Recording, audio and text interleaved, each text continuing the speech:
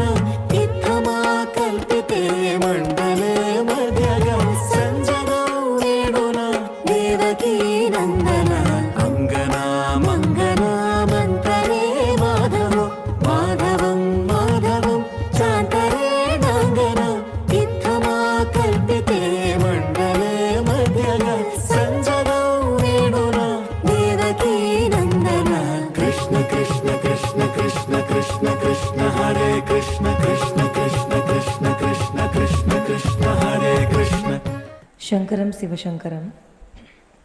Question from Govindan sir.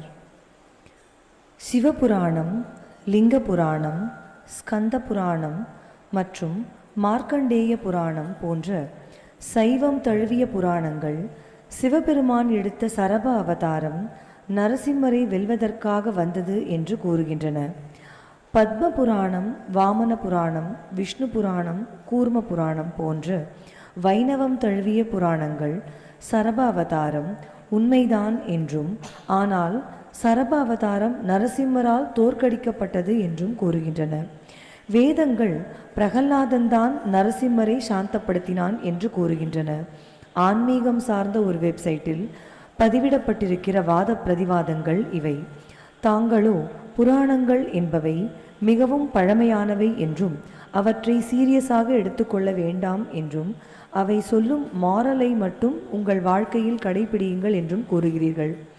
Narasimha அவதாரம் தொடர்பான இந்த இரண்டு வாதங்களுமே மக்களின் நீண்டகால தெய்வ நம்பிக்கை சார்ந்த விஷயம் என்பதால் ஹிரண்யகசியபுவின் வதத்திற்கு பிறகு உக்ரமாக இருந்த நரசிம்மரை உண்மையில் சாந்தப்படுத்தியது யார்? சரப அவதாரமா அல்லது பிரகல்லாதனா? அரியதிகம் அரணதிகம் என்பார்க்கு சென்று பரகதி கிடைத்தல் அரிது அப்படின்னு சொல்லுவாங்க. இந்த கடவுள் பெருசா, அந்த கடவுள் பெருசா அப்படின்னு ஆராய்ச்சி பண்ணுறவங்க போகிற வழிக்கு புண்ணியத்தை தேடிக்கலை அப்படின்னு அர்த்தம். இப்போ கடவுள் என்பவன் ஒரு எனர்ஜி, ஒரு ஒளி வடிவானவன். இந்த உலகத்தில் ஏதோ சில காரண காரியங்களுக்காக நம்முடைய புராணங்கள், புராணம் அப்படின்னா பழமையானதுன்னு அர்த்தம். இன்றைக்கி உங்கள்கிட்ட வீடியோ, ஆடியோ, பிரிண்ட் மீடியமெல்லாம் இருக்கிற போதே எது கரெக்டு எது கரெக்ட் இல்லைன்னு தெரிய மாட்டேங்குது. எதுவுமே கிடையாது. கர்ண பரம்பரைன்னு வாங்க. கர்ணம்னா காது. அதில் கதையாக சொல்லி சொல்லி வந்தது தான் நீங்கள் பார்த்து கொண்டிருக்கிற பல்வேறு புராணங்கள். அதை நம்ம சீரியஸாக எடுத்துக்கிட்டு இந்த ஆராய்ச்சியெல்லாம் பண்ணுறதுங்கிறது வேஸ்ட்டு. சரி, இப்போ நரசிம்ம அவதாரம் ஏன் அந்த மாதிரி உக்ரமாக பிஹேவ் பண்ணிச்சு அப்படின்னா, அந்த இரணியனுடைய குடலை கிடச்சி அந்த ரத்தத்தை குடித்தார் இல்லையா, அதனால் அந்த கெட்ட குணம் அவர்கிட்ட வந்துச்சு. நீ என்ன குடிக்கிறியோ, என்ன சாப்பிட்றியோ, அந்த குணம் தான் உங்கள்கிட்ட வரும். நீ நிறைய காரம்லாம் சாப்பிட்டா உனக்கு கோவத்தவன் ஜாஸ்தியாக இருக்கும். இப்படி ஒவ்வொன்றுத்துக்கும் நீ intake is interlink to your personality. அப்போ அந்த ராட்சசனுடைய ரத்தத்தை குடித்ததுனால இவர் உக்ரமாகிறாரு. அப்போது அதே கோவம் மூடில் மெயின்டைன் பண்ணிக்கிட்டே இருக்கிறார். கிட்ட வரத்துக்கு எல்லாம் பயப்படுறாங்க. மகாலட்சுமிலேருந்து தேவர்கள்லாம் பயப்படுறாங்க. இப்போ அந்த பிரகலாதனுக்காக தானே அந்த அவதாரம் வந்துச்சு. அவன் மற்ற எதிரில் வந்து இதை பார்த்துக்கிட்டு, கடவுளே நீ சிங்கம் மாஸ்க் போட்டு என்கிட்ட விளையாடுறதுக்கு வந்திருக்கிறியா அப்படின்னா. அவனை பொறுத்து மாத்திரம் கடவுள் மாஸ்க் போட்டுட்டு அவங்ககிட்ட விளையாடுறதுக்கு வந்திருக்காருன்னு சொல்லிட்டு சொல்லுவான். வேத பொருளே விளையாடுதியோ அப்படின்வான். வேதங்களுக்கெல்லாம் விழுமிய பொருளாக இருக்கிற நீ என்கிட்ட விளையாடுறதுக்காக வந்திருக்கியா அப்படிங்கிற அர்த்தத்தில் வேத பொருளே விளையாடுதியோ அப்படிங்கிற வார்த்தை சொல்லுவோம். அதுக்கப்புறம் சிவபெருமான் அதே நரசிம்மர் பாதி, பறவை பாதி, இப்படி இன்னொரு உக்ரமான வடிவத்தில் வந்தார். அதுதான் சர்வ சாளுவ பட்சி ராஜாய அப்படின்வாங்க. இன்றைக்கி நீங்கள் கும்பகோணம் பக்கத்தில் திருப்புவனம்னு ஒரு கோயில் இருக்குது. அதுக்குள்ளே போனீங்கன்னா ஒரு சிவன் சன்னதி இருக்கும். அதுக்கு பக்கத்தில் தனியாகவே ஒரு கட்டடத்தில் வந்து இந்த சர்பாவதாரம் அப்படிங்கிறது எப்படி வந்ததுங்கிற மாதிரி. இன்றைக்கும் யாருக்காவது ஏதாவது நெகட்டிவ் ஃபோர்ஸஸில் ப்ராப்ளமெல்லாம் இருந்ததுன்னா அவங்க அந்த குறிப்பிட்ட கோயிலுக்கு போய் சரபர் சந்நிதியில் வச்சு யாகமெல்லாம் பண்ணாங்கன்னா அவங்களுக்கு அந்த நெகட்டிவ் எனர்ஜி கம்மியாகும், தடுக்கப்படும் அப்படின்னு ஒரு நம்பிக்கை இருக்குது. உலகத்தில் எத்தனையோ ஒரு தெய்வ வடிவங்கள் வருகின்றன. அந்தந்த தெய்வ வடிவங்களில் ஒரு சத்துவ குணம் உள்ளவையும் இருக்கும், ரஜோ குணம் உள்ளதும் இருக்கும். ரஜோன்னா பாதி குட்டு பாதி பேடு, சமூக குணம்னாக்கா ரொம்ப கெட்ட குணங்கள் உள்ளதும் வரும். அது காரணம் வந்து அவங்களுடைய ஃபுட் இன்டேக் இல்லை அவங்களுடைய பிறவியினுடைய காரணங்கள். கிருஷ்ணர் ஜெயிலில் இருந்தால் கூட பொறுமையாக இருந்த தேவகி கிட்ட பால் குடித்தார், அதனால் பொறுமையாக இருந்தார். கொஞ்சம் அடித்து கொஞ்சம் வளர்த்துட்டு இருந்த யசோதை கிட்ட பால் குடித்தார், அதனால் ரஜோகுணம் வந்துச்சு. விஷம் கலந்த மலைப்பாலால் கொலை பண்ணணும்னு கிருஷ்ணரை வந்த அவர் ராட்சசி, அவள் பேர் பூத்தனா, அவகிட்டையும் பால் குடித்தார், அவளை கொலை பண்ணிட்டார், அது வேறு விஷயம். ஆனால் அதனால் கெட்ட குணம் கூட அவர்கிட்ட வந்துச்சு. அதனால் உலகத்தில் இந்த 3 குணமும் நம்ம எல்லாருக்கிட்டையும் இருக்கும். ஏன்னா நம்ம எந்த கடவுளை நம்புகிறோமோ கும்பிட்றோமோ அவங்ககிட்டையும் 3 குணம் இருக்குது, அதனால் நம்மகிட்டையும் 3 குணம் இருக்குது. இப்போ நீங்கள் உலகியல் வரலாற்றில் பிரம்மான்றீங்க, அதுக்கடுத்து விஷ்ணு சங்கரன்னு சொல்கிறோம். இந்த 3 சேர்ந்தால் அதுக்கு பேர் என்ன? சிவன் சொல்கிறது. அப்போது 1 பிகம்ஸ் 3. நம்ம மைக்கில் பேசிகிட்டு இருக்கோம், லைட் எரியுது, ஃபேன் சுற்றுது. இதுலேயும் ஒரு பாசிட்டிவ் வயர் ஒரு நெகட்டிவ் வயர் இருந்தால் தானே இதெல்லாம் வேலை செய்யுது. இது போக உங்கள் கண்ணுக்கு தெரியாமல் எர்த்துன்னு ஒன்று இருக்குது. அது இந்த எலக்ட்ரீஷியனை கேட்டால் சொல்லுவான், ஒரு கம்பியை கட்டி இழுத்துன்னு போய் ஆணி அடித்து பூமியில் விட்டுருப்பான். அந்த டு அவாய்ட் தட் ஷாக்ஸ், அதுக்காக அந்த மாதிரி பண்ணியிருப்பாங்க. ஸோ நீ கதைகளாக பாரு, அதை போய் சீரியஸாக நினச்சிக்கிட்டு ஒவ்வொரு ஃபார்மும் எங்கே ஒழிஞ்சுன்னு இப்போல்லாம் கேட்குறது வேஸ்ட்டு. எல்லா கடவுள்கிட்டையும் ஏதோ உனக்கு பிடிச்சா ஒரு நல்ல குணம் தெரியும், உனக்கு பிடிக்கலைன்னா ஆராய்ச்சி பண்ணி கெட்ட குணம் இருக்கும்.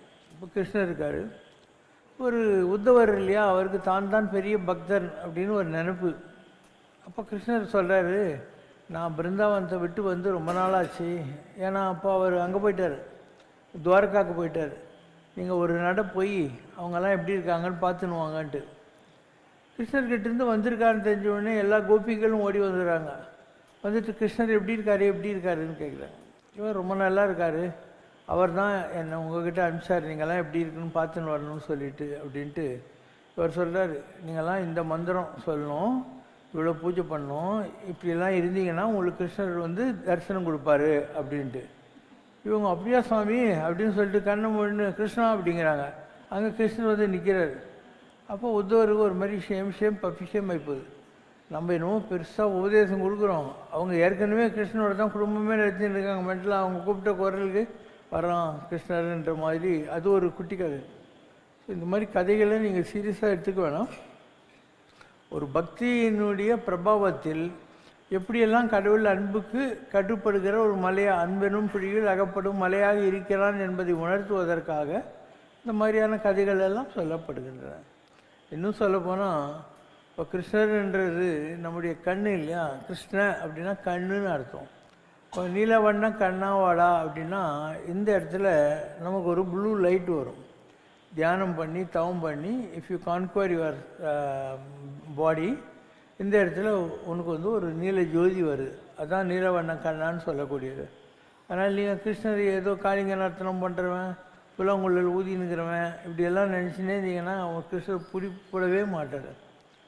எனக்கு காளிங்க நர்த்தனம்னா என்ன, அந்த நம்மளுடைய 5 புலன்கள் இருக்கு இல்லையா, அது 5 பாம்புங்க. அது மேலே யார் ஒருத்தன் மெய் வாய் கண்மூக்கு செவி என்ற ஐம்புலன்களை அடக்கிறானோ அவனுக்கு ஞானம் கிடைக்கும் அப்படின்னு அர்த்தம். இப்படி எல்லாத்துக்கும் பின்னாலேயும் வேறு ஒரு ஹிடன் மீனிங் இருக்கும், நமக்கு புரியாதாரு. அந்த மாதிரிலாம் சொன்னால் அந்த காலத்தில் இருந்தவங்களுக்கு புரியாதுங்கிறதுனால அவங்க கதையாக சொன்னாங்க. காளிங்கநார்த்தனம் இது அதுங்கிற மாதிரி பல புனைவுகளால் இந்த மாதிரி கதைகளை உருவாக்கினார்கள். உனக்கு என்ன நஷ்டம், உனக்கு பிடிச்சா கும்பிடு, இல்லைன்னா விட்டுரு. ஆமென்றுரைக்கல் ஆமேயாம், அலதென்றுரைக்கல் அலதேயாம். ஆமான்னா ஆமாம், இல்லைன்னா இல்லை. ஒன்றே எண்ணின் ஒன்றேயாம், பலவென்றுரைக்கல் பலவேயாம். கடவுள் ஒரு ஆளுன்னு நினச்சா ஒன்று தான். நிறைய ஃபார்ம்ஸ் இருக்குது கடவுளுக்குன்னு நினச்சாலையும் அதுவும் உனக்கு ஓகே தான். ஒரே எலக்ட்ரிசிட்டின்னு நினச்சா ஓகே. ஒரே எலக்ட்ரிசிட்டி தான் மைக்கு ஃபேனு டியூப்லைட்டுன்னு நினச்சா அதுவும் ரைட்டு தான். அதனால் கடவுளை நம்மளால் புரிந்து கொள்ள முடியாது. நன்றே நம்பி குடி வாழ்க்கை நமக்கு இங்கே என்ன பிழைப்போம்மா, நமக்கு இதெல்லாம் புரியாது, அதனால் செல்விட்டு அடிச்சு தொலைக்கலாம் இந்த கடவுளுக்கு அப்படின்னு அர்த்தம். இப்போ ஒரு நாமம் ஒரு உருவம் இல்லாருக்கு, 1000 திருநாமம் பாடினாம் செல்லையனம் கொட்டாமோம். ஒரு காலத்தில் நீங்கள் பார்த்தீங்கன்னா நரசிம்மர், ராமர், கிருஷ்ணர் இதெல்லாம் கும்பிட்டுன்னு இருந்தாங்க. இப்போ பாரு, திடீர்னு ராகவேந்திரர், சாய்பாபா, சங்கராச்சாரியார் இந்த மாதிரி சாமிகள் எல்லாம் கும்பிட்றாங்க. இந்த சாய்பாபாலேருந்து சங்கராச்சாரியார்லேருந்து எல்லாருமே அதுக்கு முன்னாடி இருந்து ஏதோ ஒரு கடவுளை கும்பிட்டு உருப்பட்டவங்க தானே. நாம் ஆரிஜினை விட்டுவிட்டு இன்றைக்கி அவங்கள கும்பிட்டுட்டு யார் ஒரு மகான் நிலை அடைஞ்சாங்களோ அவங்களுக்கெல்லாம் கோயில் கட்டி அவங்களெல்லாம் கும்பிட்டுன்னே இருக்கிறோம். அதனால் இதெல்லாம் சீரியஸாக எடுத்துக்காத. உனக்கு ஈஸியான வழி என்னன்னாக்கா நீ தான் கடவுள். இப்போ நீ கடவுள்னு சும்மா சொல்லிக்கினா போகாது, கடவுளாட்டம் நீ நடக்கணும். கடவுள் அன்பாக இருப்பார், வெறுப்பு இல்லாமல் இருப்பார், எல்லாரையும் ஒரு மாதிரி நடத்துவார், கோபம் இல்லாமல் இருப்பார், அறிவாளியாக இருப்பார், பொறுமையாக இருப்பார். அந்த கல்யாண குணங்களை நீ உனக்குள்ளே கொண்டு வர உங்கள்கிட்ட இருக்கக்கூடிய அந்த கடவுள் தன்மை என்பது, கடவுள் தன்மை, காட் லைக் குவாலிட்டிஸ்ன்றது, காட் லைக் குவாலிட்டிஸ் அது உங்கள்கிட்ட இருந்து வெளியே வர ஆரம்பிக்கும். அண்ட் 4 பேருக்கு நீ நல்லது பண்ணுவேன். ஏன்னா உங்கள்கிட்ட இருந்த கெட்ட குணங்கள் சுயநலம் எல்லாம் மாறி போயிடும். அதுக்கப்புறம் 4 பேருக்கு நீ நல்ல செய்வியா, அந்த 4 பேரும் உன்னை கடவுள்னு சொல்லுவாங்க. மாநிலம் பயனுற வாழ்வதற்கே ஒரு வல்லமை தாராயோ, இல்லை ஊருக்கு உழைத்திடல் யோகம், இதுதான் ஆன்மீகம். அப்போ நீ நல்ல செய்ய, உன்னை கூட 4 பேர் கடவுளும் கூப்பிடுவாங்க. இப்போ சத்ய சாயார், ஸ்ரீ சாயார், ராகவேந்திரர், பரமாச்சாரியார், குருநானக், எவ்வளோ மகான்கள் வந்தாங்க. எல்லாரையும் யாரோ கும்பிட்டுன்னு தானே இருக்கிறாங்க. அப்போ உலகம் பூரா கும்பிட்ற ஒரு கடவுள் இது வரைக்கும் வந்ததே இல்லை. இயேசுநாதர் ஒரு 30-40%, முகமது நபி இருக்கார், அவர் ஒரு 20%, புத்தர் இருக்கார், அவர் ஒரு 15-20%, இவ்வளோதான். யாரும் 100% கடவுள்னு இது வரைக்கும் உலகம் ஒத்துக்கினதா சரித்திரமே கிடையாது. ஸோ நீ கூட ட்ரை பண்ணு. அட்லீஸ்ட் ஒரு 100 பேர், ஒரு 1000 பேர், ஒரு 10,000 பேராவது உன்னை கடவுள்னு ஒத்துக்குவாங்க இல்லையா? இதெல்லாம் மக்களுடைய மனசுலேருந்து வர்றது. அதான் இருக்குன்னா இருக்குது, இல்லைன்னா இல்லை. உன்னை பொறுத்து மாத்திரம் உனக்கு என்ன தோணுதோ அதை பண்ணி தொலை, ஒன்றும் ப்ராப்ளம் இல்லை. தனது பிரம்மஹத்தி தோஷம் விலக வேண்டும் என்பதற்காக சீதாதேவியால் ராமேஸ்வரத்தில் பிரதிஷ்டை செய்யப்பட்ட சிவலிங்கத்திற்கு ஸ்ரீராமர் பூஜை செய்து அந்த தோஷம் நீங்க பெற்றார் என்கிறது ராமாயணம். ஸ்ரீராமரால் வணங்கப்பட்ட அந்த சிவலிங்கத்திற்கு இன்று வரை நித்திய பூஜைகள் செய்யப்பட்டு வருகின்றன. அதேபோல சூரசம்ஹாரத்தின் போது முருகப்பெருமானுக்கும் பிரம்மஹத்தி தோஷம் ஏற்பட்டதால் அவர் பஞ்சலிங்கங்களை திருச்செந்தூர் முருகன் சன்னதியில் பிரதிஷ்டை செய்து வழிபட்டார் என்று அதன் தலபுராணம் கூறுகிறது. ஆனால் திருச்செந்தூர் முருகன் சன்னதியில் கருவறையில் 3 சிவலிங்கங்கள், கருவறைக்கு பின்னால் பஞ்சலிங்கங்கள் என்று அஷ்டலிங்கங்கள் இருக்கின்றன. இதில் பஞ்சலிங்கங்களுக்கு மட்டும் இன்று வரை நித்திய பூஜைகள் செய்யப்படுவதில்லை. அதற்கான காரணங்கள் என்ன? ராமர் ராவணனை வதம் பண்ணார். அண்டு நீ எந்த காரணத்துக்காக கொலை பண்ணாலையும் கொலை தானே. ஒரு கோர்ட்டில் கேஸ் நடக்குது, இவர் கொலை பண்ணிட்டாருன்னு ஒன்று கூட நிற்கிறாங்க. அவன் என் பொண்டாட்டியை கைப்பிடிச்சி இழுத்தாங்க, அதனால் குத்திட்டேன் அப்படின்னா ஒன்று விட்டுருவாங்களா கோர்ட்டில்? அது மாதிரி அது முருகராகட்டும் எந்த கடவுளாகட்டும், இந்த உலகத்தில் அவங்க எவ்வளோ தான் நேர்மையான ஒரு காரணத்துக்காக கொலை பண்ணால் கூட அது கூட ஒரு தோஷம். நம்பர் 1. 2வது, ராவணன் பிரம்மம், ராவண பிரம்மம். ஸோ பிராமணனை கொலை பண்ணக்கூடாதுன்னு அந்த காலத்து சாஸ்திரத்தில் இருந்தது. அதுக்கு பிரம்ம ஹத்தி, பிராமணனை கொலை பண்ண குற்றம்னு அர்த்தம். அதை போக்கிக்கிறதுக்காக என்ன பண்ணோம், சிவலிங்கத்தை வச்சு பூஜை பண்ணி அதுக்கு பரிகாரம் தேடிக்கணும். அந்த சிவலிங்கம் சீதை மணலில் பண்ணி வச்சது இன்றைக்கி இருக்குது மூலஸ்தானத்தில். ஆஞ்சநேயர் போயிட்டு கொண்டு வந்தார் இல்லையா காசியில், அந்த லிங்கம் பக்கத்துலேயே இருக்குது. இப்படி 2 லிங்கம் இருக்குது. அதில் ராமர் பூஜை பண்ணது சீதை பிரதிஷ்டை பண்ணின அந்த மணல் லிங்கம் அப்படின்னு சொல்லுவாங்க. அதே மாதிரி திருச்செந்தூரில் முருகப்பெருமான் சூரபத்மனை வதம் பண்ணிட்டார். அந்த பாவம் போனோம், அதுக்காக அவர் சிவலிங்கங்களை வச்சு பூஜை பண்ணுறாரு. ஸோ அந்த 3 இருக்கு இல்லையா, அது பிரம்மா விஷ்ணு சங்கரன்ற 3 ஃபார்மில் ஓலி ட்ரினிட்டின்னு நீங்கள் வச்சுக்கலாம். இந்த பின்னால் 5 இருக்கு இல்லையா, அது பெரிய பெரிய மகான்கள். இங்கே திருவண்ணாமலை பக்கத்தில் பூண்டியில் ஒரு மகான் இருந்தார். அவர் இங்கே உடம்பை விட்ட உடனே திடீர்னு அவரை பார்த்தா திருச்செந்தூரில் யாரோ பார்த்துருக்காங்க, என்ன சாமி இங்கே வந்திருக்கீங்கன்ட்டு. இப்போ அந்த 5 லிங்கத்தில் பூண்டி மகான் மாதிரி இருக்கிற 5 மகான்கள் அங்கே இருக்காங்க. இந்த சிவனுக்கு அந்த திருச்செந்தூர் முருகனுக்கு பேக் சைடு இப்படி கோகுக்குள்ளே போனீங்கன்னா அவங்க அங்கே இருக்காங்க. அதனால் அந்த 5 பேர் பஞ்சலிங்கம் அப்படின்னு தங்களுடைய தவத்தினால் அந்த நிலையை அடைந்தவர்கள். இந்த 3 லிங்கன்றது ஹோலி ட்ரினிட்டி, அதை முருகர் பூஜை பண்ணுறாருன்ட்டு. அதனால தான் அவர் கையில் அவர் பூ வச்சுன்னு இருப்பார். அந்த பூ பூஜை பண்ணுறதுக்காக ரெடியாக வச்சுருக்காங்க. ஒரு கையில் ஜபமாலையை ஊட்டிக்கின்னு இருப்பார். அப்போ நீங்கள் திருச்செந்தூரில் பார்க்கறது சண்டை போடுற கோலம் அல்ல, தவத்தில் இருக்கக்கூடிய முருகப்பெருமானுடைய ஒரு கோலம். அதுக்கு இந்த பக்கம் பார்த்திங்கன்னா ஆறுமுகனுக்கு ஒரு சன்னதி இருக்கும். இந்த இடத்துல இந்த டச்சுக்காரங்க அந்த காலத்தில் கோயில் சிலைகள்லாம் திடீர்னு போகிறதுக்காக வந்தானுங்க. அவங்க இந்த சிலையை திடீர்னு போனாங்க. போகிறபோது கடலில் கொந்தளிப்பு வந்துச்சு. அவங்க ஐயோ இந்த சிலையினால்தான் நமக்கு ப்ராப்ளம் போகுதுன்னு அதை தூக்கி தண்ணியில் போட்டு ஓட்டானுங்க. அதுக்கப்புறம் வடமலை பிள்ளைன்னு ஒருத்தர் இருந்தார் திருநெல்வேலியில். அவர் கனவுல முருகன் போய் சொல்லி, தூத்துக்குடியிலேருந்து முத்துக்குளிக்கிறவங்கள கூட்டின்னு போ, நான் இந்த இடத்துல இருக்கேன்னு அடையாளம் காட்டுறேன், அங்கே ஒரு மாலை எலுமிச்சம்பழ மாலை மிதந்துட்டுருக்கோம், அந்த இடத்துல தான் நான் இருக்கேன்றார். அதுக்காக இவர் போய் அந்த கடலாடிகளை கூப்பிட்டு அது இருந்து எடுத்துன்னு வெளியே வந்து திருப்பியும் திருச்செந்தூரில் பரிசு பண்ணாங்க. அதனால் இன்னி கூட சூரசம்ஹாரம் ஆன உடனே அந்த ஜனங்கள்லாம் அந்த சிலைகிட்ட போய் நின்று, தேவரீர் இன்று நீங்கள் இங்கு எழுந்தியது எமக்கு நல்ல காலம் அப்படின்னு ஒரு பாட்டெல்லாம் பாடுவாங்க. இப்படி எல்லாத்துக்கு பின்னாலையும் ஏதோ ஒரு சமய நம்பிக்கை, ஏதோ ஒரு இது இருக்கும். அந்த வடமலை பிள்ளை ரொம்ப பெரிய ஆள். அந்த காலத்தில் இருந்த கட்டபொம்மன் என்ன பண்ணால், திருச்செந்தூர் முருகன் இந்த ஊர்வலம் போகிறபோது அவங்க வீட்டு வாசல்லையும் வைப்பாங்களாம். இவன் சாதாரண ஆள், நான் ராஜா, இவன் வீட்டில் வைக்க வேணான்ட்டானான். அப்போ நகரவே இல்லை. அதுக்கப்புறம் அவன் வந்து மன்னிச்சிருங்க அப்படின்னு சொல்லி, அதுக்கப்புறம் தான் முருகன் அங்கே எழுந்தரில் பட்ட பின்னால் எழுந்தி வெளியே வந்தார் அப்படின்னு சொல்லுவாங்க. இப்படி ஒவ்வொன்றும் சமய நம்பிக்கைகள் அந்த காலத்தில் இருந்த இது. இப்போ அந்த வடமலை பிள்ளைன்றவர் என்ன ராஜாவா ஒன்றும் கிடையாது. உன்ன மாதிரி என்ன மாதிரி ஒரு சாதாரண பக்தர், ரொம்ப பெரிய அளவுக்கு பக்தி பண்ணதுனால முருகர் அவரை பயன்படுத்திக்கிறார். இதையே காரணமாக வைத்து அவருடைய மகிமைகளை மற்றவர்களுக்கு புலப்பட வைப்பதற்காக முயற்சி செய்கிறார். அந்த மாதிரி இப்போ திருத்தணி இருக்குது, அங்கே சூரசம்ஹாரம் கிடையாது. ஏன்னா அங்கே சூரசம்ஹாரம்லாம் பண்ணிவிட்டு திருத்தணிக்கு வந்து அவர் வள்ளியை கல்யாணம் பண்ணிக்கின இடம் அது. அதனால் இங்கே கிடையாது. இப்போ ரத்னகிரி கோயில் இருக்குது, அங்கே சூரசம்ஹாரம் கிடையாது. ஏன்னா அங்கே இருக்கிற முருகர் பாலமுருகன். அது பாலமுருகனுடைய டைமில் சூரசம்ஹாரம் நடக்கலை, அதனால் அந்த கோயிலில் கிடையாது. அதனால் எல்லா கோயில்லையுமே சூரசம்ஹாரம் இருக்கும் அப்படிலாம் நீ நினைக்க தேவையில்லை. The question of local custom and local faith. Muneeswarar, Paal Muneeswarar, Muniyappa, Jadamuni என்ற பல பெயர்களில் அழைக்கப்படும் ஊர்காவல் தெய்வமாக இருப்பவர் தர்ம முனீஸ்வரர். ஆனால் சென்னை சென்ட்ரல் ரயில் நிலையத்திற்கு அருகில் இருக்கும் பாடிகார்ட் முனீஸ்வரர் வேறு எந்த ஊரிலும் இல்லாத அளவுக்கு சென்னை மக்களிடையே மிக பிரபலமாக இருக்கிறார். புதிய வாகனங்களை போக்குவரத்து துறையில் பதிவு செய்வதற்கு முன் அவற்றை பதிவு செய்யும் சென்னையின் சீஃப் ஆர்டிஓ இவர்தான்.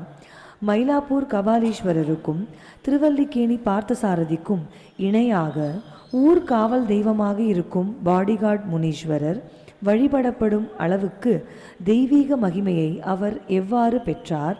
ஒரு காவல் தெய்வம் பெரும் தெய்வங்களுக்கு இணையாக அருள் பாலிப்பது ஆன்மீக ரீதியில் சாத்தியம்தானா?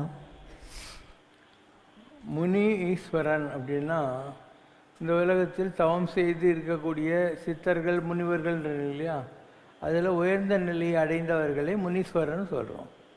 நீங்கள் எங்கள் பச்சையம்மன் கோயில்னு ஒன்று இருக்குது, ஆவடி இது இருக்கு இல்லையா, டியூப்ளக்ஸ் ஃபேக்ட்ரி, அதுக்கு எதிரில் போனீங்கன்னா ஒரு அங்கே 7 பேர் மியூசியெல்லாம் வச்சுன்னு அப்படி உட்காந்து இருப்பாங்க உயரமாக. அதே மாதிரி பர்வத மலை ஏறுறீங்கன்னா அந்த இடத்துல இருப்பாங்க. இப்போ தமிழ்நாட்டில் பல இடங்களில் இந்த 7 பேர் உட்காந்துன்னு இருப்பாங்க. ஒவ்வொருத்தரும் அதே மாதிரி மீசா இதுங்கள்லாம் வச்சு உட்காந்துருப்பாங்க. அப்போ இந்த 7 பேரும் என்ன, இந்த சப்த ரிஷிகள் நம்ம சொல்கிறோம் இல்லையா, 7 ரிஷிகள் இருந்தாங்கன்னு சொல்கிறோம். அந்த மாதிரி 7 முனிவர்கள் அவங்க நிறைய இடங்கள் இருப்பாங்க. இப்போ கோடிசாமி இருந்தார், அவர் மெட்ராஸில் தண்டையார்பேட்டை யூனியன் கார்பைட் கம்பெனிக்கு எதிரில் மணிக்கூண்டு இருக்கு இல்லையா, அங்கே வக்கீல் ஏகாம்பரன் ஒருத்தர் வீட்டுக்கு பின்னால் ஒரு முனீஸ்வரன் கோயில் இருக்குது. கோடிசாமி சொல்லியிருக்காரு, அது நான் தான்றார் அவர்.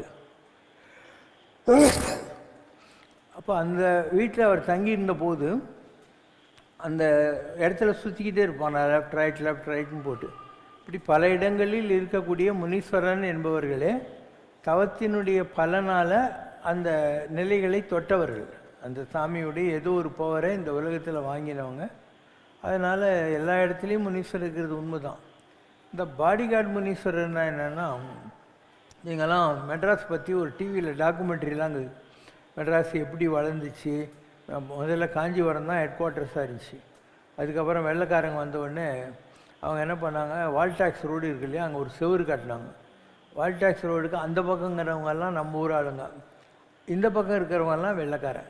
அப்படி தான் அவங்க சென்ட் ஜார்ஜ் கோட்டை, இன்றைக்கி இருக்கிற அந்த காலேஜ் பில்டிங்கு, அதெல்லாம் வெள்ளைக்காரங்க யூஸ் பண்ணிக்கிட்டு இருந்தாங்க. அந்த மாதிரி இருக்கிற போது அந்த பிரிட்டிஷ்காரங்களுடைய படைகள் எல்லாம் இல்லையா தங்குற இடம் தான் இப்போ நீங்கள் பார்த்துக்கிட்டு இருக்கிற பாடிகார்டு முனீஸ்வரன் கோயிலுடைய இடம். அங்கே தான் சோல்ஜர்ஸ் எல்லாம் இருந்தாங்க. அதுக்கப்புறம் அந்த கவர்னர் என்ன பண்ணால், இன்றைக்கி ராஜ்பவன் இருக்கு இல்லையா, அந்த இடத்துக்கு மாற்றிக்கணும், ப்ரைவசி வேணுன்றதுக்காக shifted his office and all there. இந்த இடத்துல ஒன்லி மிலிட்ரிக்காரங்க. இன்றைக்கி கூட நீங்கள் அந்த கோயிலுக்கு பேக் சைட் பார்த்தீங்கன்னா பாடிகார்டு முனீஸ்வரன் கோயிலில் நம்முடைய மிலிட்ரி இதெல்லாம் தான் இருக்குதாங்க. இந்த ஐலாண்ட் கிரவுண்டுன்னு சொல்கிறீங்க இல்லையா, அதை ஒட்டி இருக்கிறதெல்லாம் மிலிட்ரி ரீஎன்ஃபோர்ஸ்மெண்ட்ஸ். அந்த காலத்தில் அங்கே ஒரு சின்ன கோயில் இருந்திருக்கும். இந்த மிலிட்ரிக்காரங்க இவங்கெல்லாம் அதை கும்பிட்டுக்குன்னு இருந்திருப்பாங்க. அதனாலோட அப்படியே ஃபேமஸ் ஆயிடுச்சு. அதே மாதிரி அந்த கோயிலுக்கு பேரலல் ரோட்டில் பார்த்தீங்கன்னா ஒரு முஸ்லீம் தர்கா இருக்கும். இன்றைக்கி நீங்கள் பார்த்தீங்கன்னா மெட்ராஸில் நிறைய பேருக்கு அந்த தர்கா மேலே ஒரு பெரிய நம்பிக்கை உண்டு. அதாவது எல்ஐசி பில்டிங்கெல்லாம் முன்னால் லெஃப்ட் சைடில் வரும், அந்த இடத்துக்கு போய் சாமி கும்பிட்றவங்களாம் இருக்காங்க. அதே மாதிரி கவர்மெண்ட் எஸ்டேட் இன்றைக்கி இருக்கு இல்லையா, அதுக்குள்ளே ஒரு மரத்துலேயே பெரிய பிள்ளையார் ஒன்று வளர்ந்துக்கிட்டே இருக்கும். அப்போ அந்த இடத்துல யாரோ ஒரு பூஜை பண்ணினா ஒரு மகான் பிள்ளையாரை பூஜை பண்ணவர் மரத்தடியிலேருந்து இருப்பார். அவருடைய அந்த எனர்ஜி அந்த மரத்து வழியாக அப்படியே ஒரு 60-70 வருஷமாக குட்டி பிள்ளையார் இருந்தது வளர்ந்து இன்றைக்கி 4.5 அடியில் ஒரு பெரிய பிள்ளையாராக இருக்குது. அது எப்படியெல்லாம் வளர்ந்ததுன்னு சொல்லி வரிசையாக ஃபோட்டோலாம் போட்டு வச்சுருப்பாங்க அந்த கோயிலுக்குள்ளே. அந்த மாதிரி மெட்ராஸ் என்பது ஒரு காலத்தில் சின்ன ஊர். அந்த காலத்தில் தவம் செஞ்சவங்க நிறைய பேர் இருந்திருப்பாங்க. நிறைய பேரில் முக்கியமானவங்க யாரோ அவங்க எங்கெல்லாம் ஒடுங்கினாங்களோ எங்கெல்லாம் அடக்கம் பண்ணாங்களோ அந்த இடத்துலலாம் ஏதோ ஒரு, இங்கே கூட அடையார் பக்கத்தில் பாதாள பொன்னியம்மன் கோயில்னு இருக்குது. அது கூட ரொம்ப பவர்ஃபுல்லான ஒரு கோயில் தான். மெட்ராஸ்லேயே பல இடங்களில் இந்த மாதிரியான தெய்வீக வழிபாட்டு தலங்கள் இருக்கின்றன. இதெல்லாம் அந்த காலத்தில் இருந்த பெரிய மகான்கள், ஒரு பெரிய சித்த புருஷர்கள், அவங்க ஒடுங்கின இடம் தான் இதெல்லாம். இன்றைக்கி திருவான்மையூரில் போகிறீங்க, அங்கே பாம்பன் சுவாமியுடைய கோயில். பாம்பன் சுவாமி யார்? மனுஷனாக உலகத்தில் வந்தவர், மக்களுக்கு நல்லது பண்ணார். அவர் இங்கே ஒடுங்கி இருக்கார். அதனால் அவரை வச்சு அவருக்கு மேலே ஒரு முருகன் சிலையை வச்சு அங்கே திருவான்மையூர் பாம்பன் சுவாமி கோயில் வச்சுருக்காங்க. அது மாதிரி மெட்ராஸில் நிறைய இடங்கள் இருக்குது. மெட்ராஸ் சுற்றி நீங்கள் பார்த்தீங்கன்னா பல இடங்களில் மகான்களுடைய இதெல்லாம் இருக்கும். எலிங்கேஷெட்டி ஸ்ட்ரீட்டில் ஒரு சாமி இருந்தார்னு சொன்னேன். இன்றைக்கி அவர் விஜிபி ராமானுஜர் நகர்னு ஸ்ரீபெரும்புதூர்கிட்ட ஒரு சிவசந்நிதி அவருக்கு அமைச்சு பூஜை பண்ணிகிட்டு இருக்கிறாங்க. மெட்ராஸ்லேயே அந்த மாதிரி நிறைய கோயில்கள் இருக்குது. அங்கெல்லாம் போனீங்கன்னா கூட உங்களுக்கு நல்லது நடக்குது, நீங்கள் கேட்டதெல்லாம் நடக்குது. அதனால் இப்போல்லாம் யூடியூப்பில் நிறைய பேர் இதெல்லாம் எடுத்து அது என்ன விஷயம் என்னான்னு போட்டுனே இருக்கிறாங்க. எதுக்கு எவ்வளோ இடம்தான் அலைவே இல்லை, எத்தனை இடத்துக்கு போய் நீங்கள் எல்லோரும் தான் சொல்லுவாங்க இங்கே அங்கே இருக்குது இங்கே இருக்குதுன்னு சொல்லி. சும்மா அழிஞ்செல்லாம் ஒன்றும் ஆக போகிறதில்ல. இருந்தபடி இருங்கோள், எங்கே இருக்கியோ அங்கே இரு. உனக்கு எத்தனை கடவுள் இருந்தாலும் இருக்கிறது ஒரே கடவுள் தான். ஏதாவது ஒரு கடவுளை தெய்வம் ஒன்று என்று இரு, அது ஒன்று என்று இரு. அதை முழுக்க முழுக்க நம்பிடு. அந்த சாமியை மனசுக்குள்ளே வச்சுக்கிட்டு உங்கள் கடமைகளை செய். சும்மா தண்டை செலவு பண்ணின்னு அங்கே அங்கெல்லாம் அலையத்தில் ஒன்றும் இல்லை. இந்த கலிகாலத்தில் துட்டே இல்லை ஜனங்கிட்ட. இதில் இந்த கோயில் குளம்லாம் சுற்றின்னு டூரிஸ்ட் பஸ்ஸில் போய் ஹோட்டலில் சாப்பிட்ற டைம் தான் ஜாஸ்தி இருக்கும்.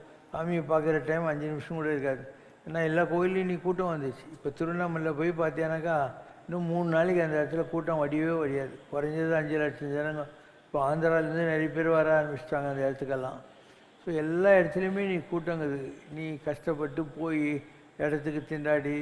இப்போல்லாம் ஹோட்டல் ரூம் ரெண்ட்லாம் 1500 ரூபாய் கம்மி எங்கேயுமே கிடையாது.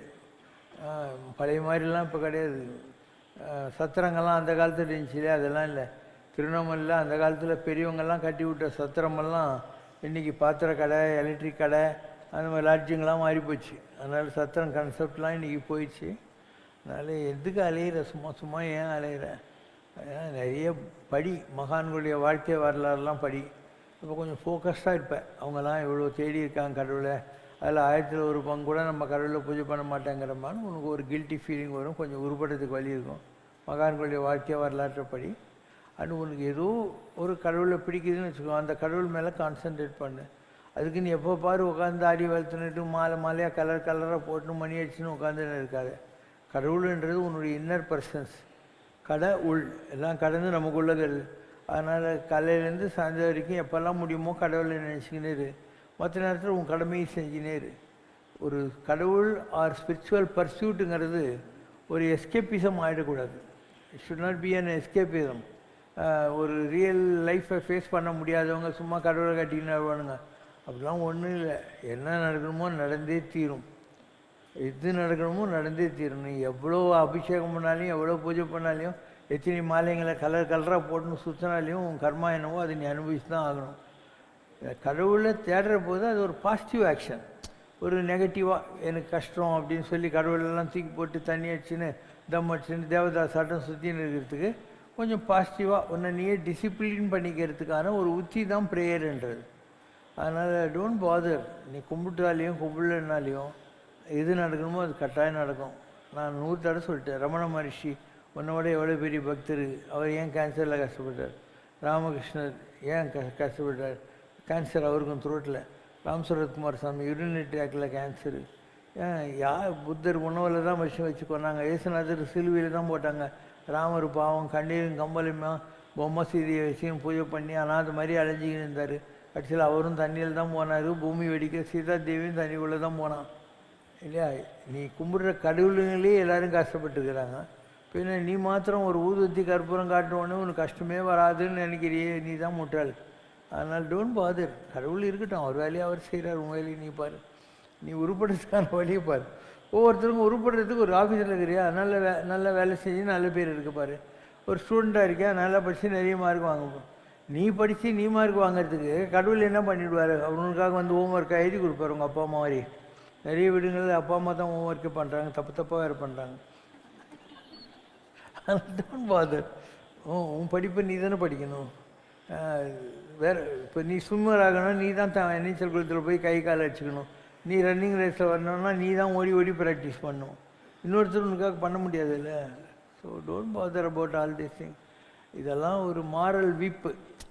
இப்படி இல்லைன்னா கடவுள் கண்ணன் வண்டிடுவார், மூக்கில் சளி உறிஞ்சிடுவார், காதில் குளுமி எடுத்துருவார், தலையில் பேன் பார்த்துருவாருன்னு ஒன்று மிரட்டி வச்சுருக்காங்க. எதையுமே நம்ம என்ன நடக்கணுமோ கட்டாயம் நடக்கும்.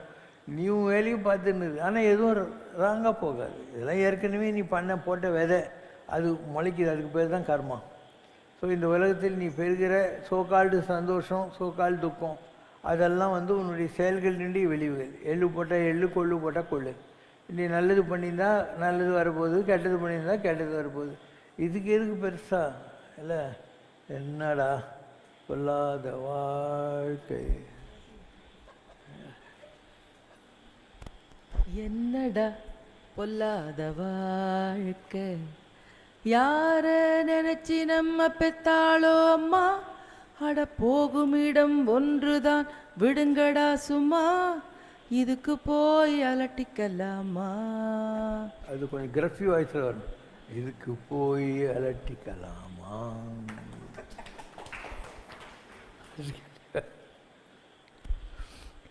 Question from Nagarkovil Priya. Dear Baba, you have said in some of your speeches that the Atma eats the body. Is that why it is said we should keep our body and mind clean? Is it done so that our Atma also can be purified? உன் வீடு இருக்குது, வீட்டில் தானே நீ கொடுத்தன நடத்துகிற. வீடு அழுக்கழுக்காக வச்சுன்னுட்டு இருந்தேனாக்கா அந்த வீட்டுக்கு வாடகை கொடுத்துக்கிட்டு நீ கேலண்டரையும் கடிகாரத்தையும் டேபிள் சேரையும் சோஃபாவையும் போட்டு வச்சதே வேஸ்ட்டு தானே. அது மாதிரி ஆத்மா இஸ் ஏ இன்டுவெல்லிங் ஸ்பிரிட், உனக்குள்ளே இருக்குது. மனதானே வாயகத்தான் மனத்தகத்தான். ஆனால் இந்த பாடி இருக்கு இல்லையா, உடம்பார் அழியின் உயிரார் அழிவர், உடலுக்குள் உத்தமன் உருபொருள் கண்டேன், எனவே உடலை ஓவாது ஓம்புகின்றேன்னு தான் திருமூலர். இப்போ உள்ள ஜோதி இருக்கிறதுனால இந்த உடம்புக்கு ஒரு மரியாதை கொடுக்குறோம் இல்லையா. So let the God inside us be pleasant and comfortable அப்படிங்கிற மாதிரி ஒரு பாவனை தான் அது. இப்போ மகான்கள்லாம் இருக்காங்க, அவங்க நிறைய பேர் குளிக்கவும் மாட்டாங்க, ஷேவே பண்ண மாட்டாங்க, ஜட முடி வச்சுன்னு தாடி வச்சுன்னு இருப்பாங்க. நிறைய பேர் ட்ரெஸ் கூட போட மாட்டாங்க, சுற்றிக்கின்னு உட்காந்துருப்பாங்க இல்லையா. நீங்கள்லாம் குடும்பத்தில் இருக்கீங்க. So you have a semblance of a cleanliness and all this comfort zones. அதனால் என்ன இருக்குது, ஒரு 2 பக்கெட் தண்ணியில் குளிக்க போகிறேன், அவ்வளோதானே. பல் விளக்க போகிறேன், இது ஒரு ட்ரெஸ்ஸு கொஞ்சம் துவைச்சி போட்டுக்க போகிறேன் இல்லை. கந்தையானாலும் கசக்கி கட்டு. Question from Radhika. My beloved God, is a person's lifespan determined based upon the number of breaths taken, or on a time span of number of years or months or days, or the purpose or karma balance said to be experienced for that birth?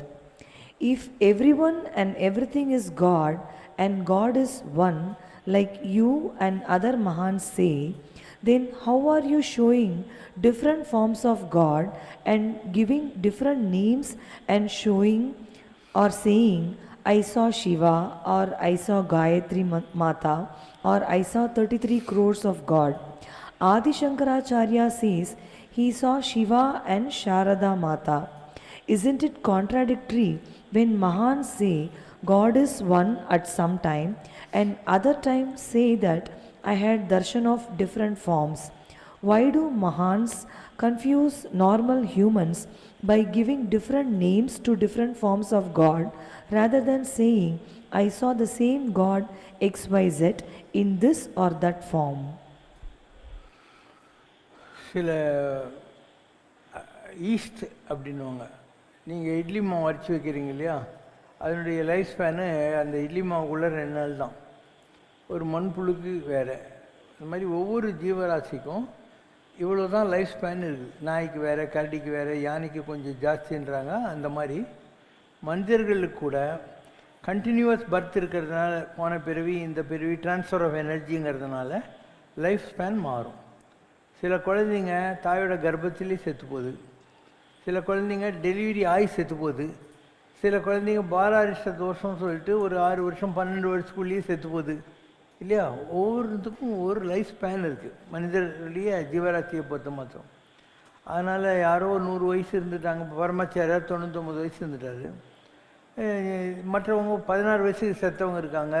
கடவுள் வந்து சரிண்ணா அவனுக்கு 32 வயசாக மாற்றி தரேன்னு சொன்னதாக உங்கள் புராணங்கள்லேயே இருக்குது இல்லையா. ஒவ்வொருத்தருக்கும் ஒரு விதமான லைஃப் ஸ்பேன் இருக்கும். அதனால் லைஃப்ன்றது கண்டினியூவஸாக நீ நம்பணும், ட்ரான்ஸ்ஃபர் ஆஃப் எனர்ஜின்னு நம்பணும். அப்போ எவ்வளோ வருஷம் இருக்குன்றதெல்லாம் முக்கியம் இல்லை. உலகத்தீரே உலகத்தீரே மனிதனுக்கு வயது 100 அல்ல அப்படின்னு கபிலர் சொல்கிறார்.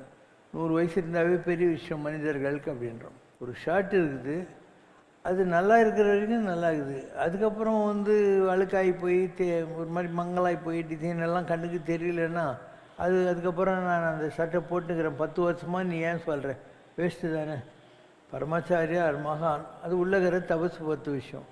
ஆனால் உடம்புன்னு வர்றபோது நான் 100 தடவை சொல்லிட்டேன். அவருக்கு ஒரு கண்ணு சுத்தமாக தெரியாது, ஒரு கண்ணு கொஞ்சோண்டு தெரியும், ஒரு லங்கு வேலை செய்யாது, ஏன்னா மணலெல்லாம் உள்ளே போய் சொதப்பிட்டார்.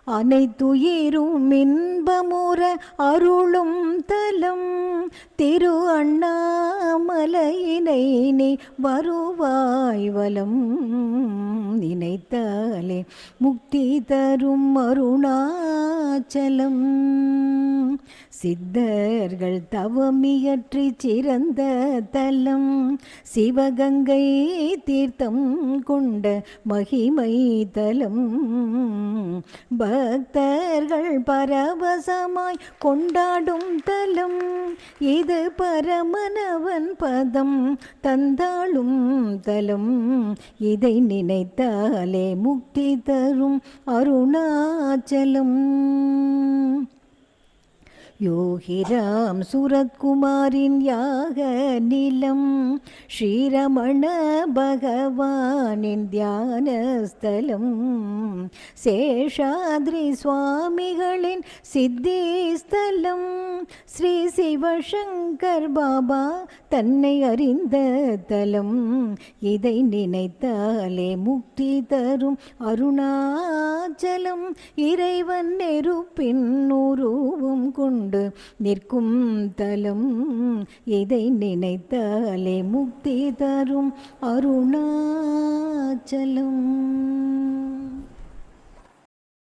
சம்ரக்ஷணா என்னும் சபைதனிலே வீற்றிருக்கும் சத்குருவே சமத்துவமே நிலவுகின்ற சங்கரனின் பிருந்தாவனமே சரணம் அபயம் ஐஸ்வர்யம் பகவான் பாபா அனுக்கிரகம் தன்னை தானே உணர்வதுதானே பிறந்ததன் நோக்கம் என்று அறிவாயே தன்னலமின்றி வாழ்ந்திடத்தானே பூமியிலே ஜனித்தோம் தெளிவாக மலர்பதம் பணிந்திடவே மார்க்கமுண்டு மனதில் நினைத்திடவே மோட்சமுண்டு சரணம் அபயம் ஐஸ்வர்யம் பகவான் பாபா அனுக்கிரகம் கடவுள் மாமா என்றழைத்தாலே கண்முன் தோன்றும் அற்புத ரூபம் கருணை பொங்கும் காருண்யமூர்த்தே பகவான் பாபா பதம் பணிவோமே ஆனந்த நடம் புரியும் அருட்கடலே ஆதி அந்தம் இல்லா பரம்பொருளே சரணம் அபயம் ஐஸ்வர்யம் பகவான் பாபா அனுக்கிரகம் சம்ரக்ஷணா என்னும் சபைதனிலே வீற்றிருக்கும் சத்குருவே அண்ணாமலையான் மகவே அவன் அழலில் தழைத்த தருவே உண்ணாமுலையாள் மடியில் தவழ்ந்த ஒரு பெரும் தத்துவ வடிவே எண்ணால் எழுத்தால் வடிக்க இயலா அழகே அமுதே என்னால் இயலுவும் முருகா உன் எழிலை வருணித்திடவே அண்ணாமலையான் மகவே அவன் அழலில் தழைத்த தருவே கண்ணாரமுதே கந்தா என்னிரு கண்ணின் மணியே குமரா பண்ணாயிரம் பாடுகிறேன் அருளை பரிந்து அளிப்பாய் முருகா என் ஆவியிலே கலந்து இருவினை களைவாய் வேளா உன்னால் பிறவி தொலைந்தேன் உருவே குருவே ஷீலா சிவசங்கரனே வடிவேலா அண்ணாமலையான் மகவே அவன் அழலில் தழைத்த தருவே. ஓம் ஜெய் சிவசங்கரரே சுவாமி ஜகத் பரிபாலகரே ஆதி சங்கர அவதாரா அநாத ரக்ஷகரே. ஓம் ஜெய் சிவசங்கரரே. அன்னையும் தந்தையும் நீரென்றறிந்தும் அன்பில் நனைகின்றோம் சுவாமி, அன்பில் நனைகின்றோம். ஆசானும் இறையாகிய தேவா நின்னடி பணிகின்றோம். ஓம் ஜெய் சிவசங்கரரே. கைலையை பன்முறை வலம் வந்தாய் ஓ கருணாகர கீர்த்தி சுவாமி, கருணாகர கீர்த்தி. மயிலையில் நின்று வரம் தருகின்றாய் மங்களகர மூர்த்தி. ஓம் ஜெய் சிவசங்கரரே. ஆனந்த சாகரம் தனிலம்மையாழ்த்தும் அற்புத அருள் ஜோதி சுவாமி, அற்புத அருள் ஜோதி. ஆரத்தி செய்து பாடி மகிழ்ந்தோம் அருள்வாய் பரஞ்சோதி. ஓம் ஜெய் சிவசங்கரரே. ஒன்றுமில்லை மறைமூர்த்தி கண்ணா, குறை ஒன்றும் இல்லை கண்ணா, குறை ஒன்றுமில்லை கோவிந்தா.